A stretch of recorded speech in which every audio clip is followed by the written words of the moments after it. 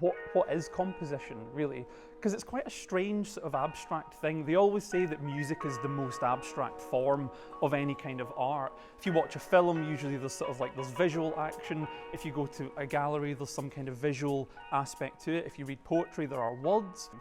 But in its kind of simplest form, if I was to try to kind of boil it down to kind of simple expression, is that basically composition is the organization of sound.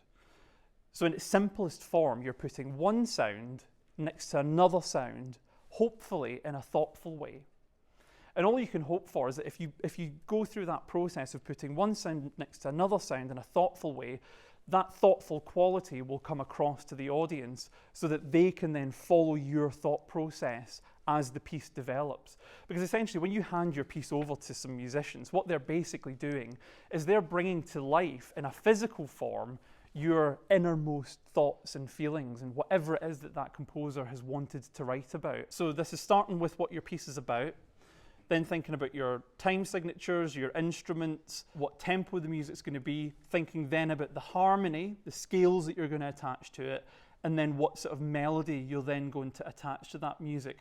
If you follow that sort of format, I can guarantee you that you will come up with a much more thoughtful composition because you're using a system to kind of tick off all of these different elements that will allow the examiner to really then fully understand what your expression is in that sense, because it gives them a kind of criteria to work through essentially. You know, have you got a key signature? Have you got a time signature? Have you thought about chord progressions? Is there thought behind it? Again, it's that sort of putting one sound next to another sound in a thoughtful way.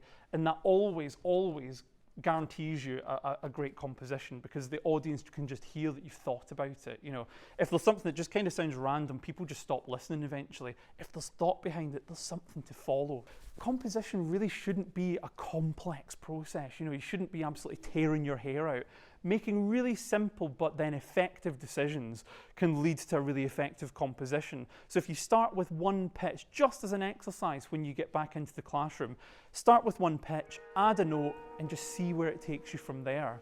It was amazing. I thought it was very good. I enjoyed it. The modes and stuff were really good. I liked seeing the different versions of Amazing Grace. That was good.